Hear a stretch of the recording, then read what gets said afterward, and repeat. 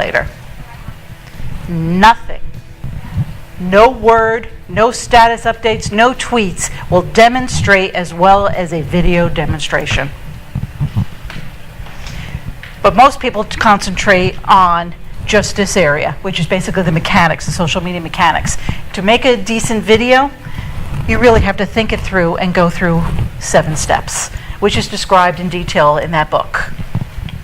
You need to know your demographics. You need to know that for social media. You need to understand what your brand is, your message, and know what are the ingredients for a viral video so you can add them in. It's just like writing a good blog post to make sure you use keywords in there. You want to make sure that your video has certain components so that you don't look like that engineer, like a deer in headlights in a webcam.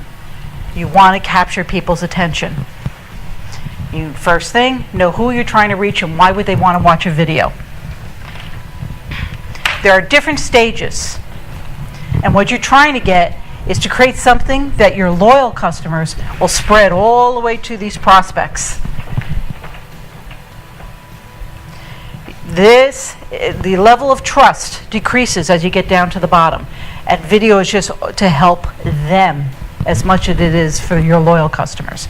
And then there's a whole study as far as salesmanship is how do you bounce them to get them more and more involved in you through social media.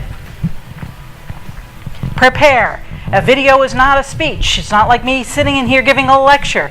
It is a mini movie, so you have to worry about your environment. You have to worry about how you dress. You need dialogue. You need stories to keep a person's attention for even 3 minutes.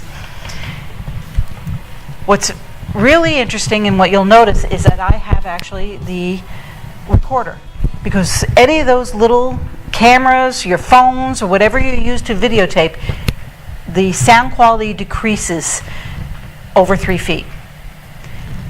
Sound, if it has poor sound, is the quickest turn-off for watching a video. It is very easy to just have a little recorder with a little mic, and you can sync it during your editing with a simple clap, a noise. You see it, so visually you hear it, and you can easily line them up. When you're having your script structure, think of it as a script, a screenwriting script. You have where 50% of your body, so each one of your videos is going to have 1 point, but 3 subpoints. It's like tell them what you're going to tell them what you just told them. Your closing's a little bit longer because if no other place is, then at the end you're going to ask them for a call of action, and we're going to go through that next. You have 15 seconds to keep them engaged. That is where most of the people will click out, and actually YouTube will allow you to check to see when someone's clicking out if they're watching more than 15 seconds on your video.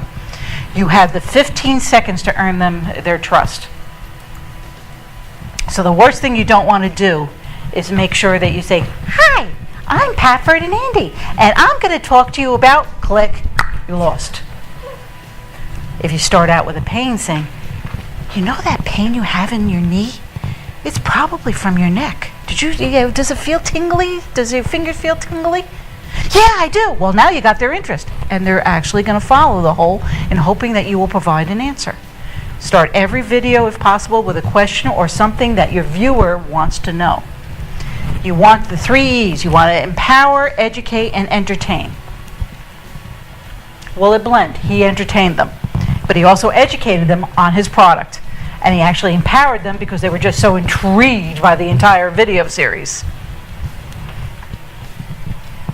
People that are watching a video are into them. They will sit there and watch. They need to be told to click out of that listening mode to take an action. So you need to put in your video, at least at the end, "Hey, I'd like to know what your comments are. Do you have any questions? Could you please just leave a comment below. Like my video, share my video." Ask them to do something in return. Give me a suggestion for another video. Give another suggestion for a video. Check it on others. Please like this. Let me know what you're. All these type of questions, telling them to do something for you. After all, they just watched it for free. Nothing is really for free. It's no fee.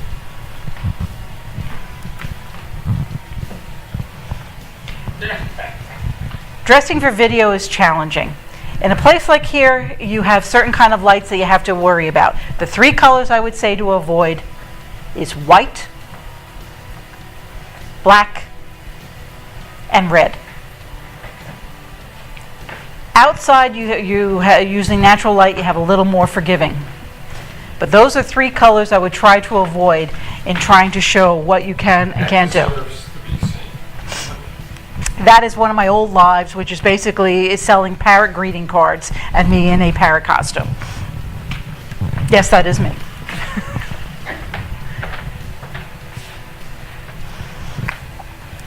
Getting up in front of and giving a speech or giving a video takes practice. You're nervous, you're fidgeting, you need to get comfortable.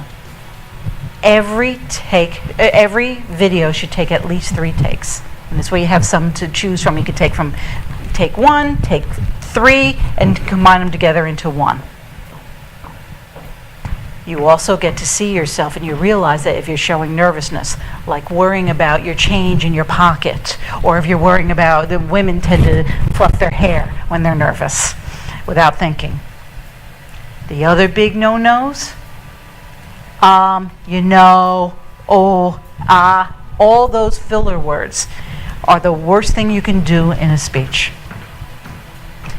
You are filling up the necessary pauses. People that speak, they're listening. Your audience is listening. They're not absorbing it. Spaces is an indicator to allow them to stop and process what you said. Which is why you see professional speakers just before they give you, or the timing of comedians, they will go and give a line and they will pause.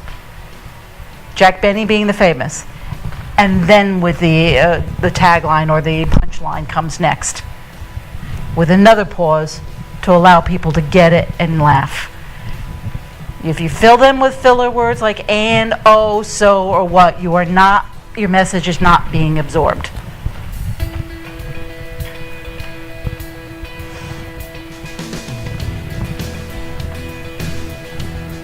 In this order is how you start building your trust and believability. Tone is heard before what you said, the words. So if you want somebody to be empathetic, you want to inspire them, or do you want them to get angry, they will hear it in your tone before your words. That sets the what is actually being heard. Your facial expressions, you don't have that in text. But if you have all your customers talking about how, oh my God, how much better I feel after your treatment, that comes across much further. And then comes your message. Your environment is very important. I did my first video series when I wanted to learn how to do this on how to write a book. I actually was wearing this shirt against a very busy background, and I made anybody that was watching it dizzy. You need to try to concern yourself. The other thing is, you wear cotton, it's great. Cotton wrinkles show up very well on video. You need to, in my you need to worry about what you look like in the environment. You don't want to sell, but it's very easy to have a mug with your business logo on it in the background, which is a subtle way of branding. It is very easy to make sure that if you're talking about the holidays, that you don't have the wrong holiday in the background.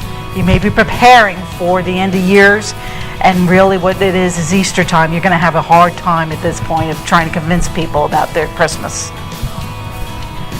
Another very famous video had their bank statement in the view of their taking, not thinking they were just taking the video and their bank statement was right there.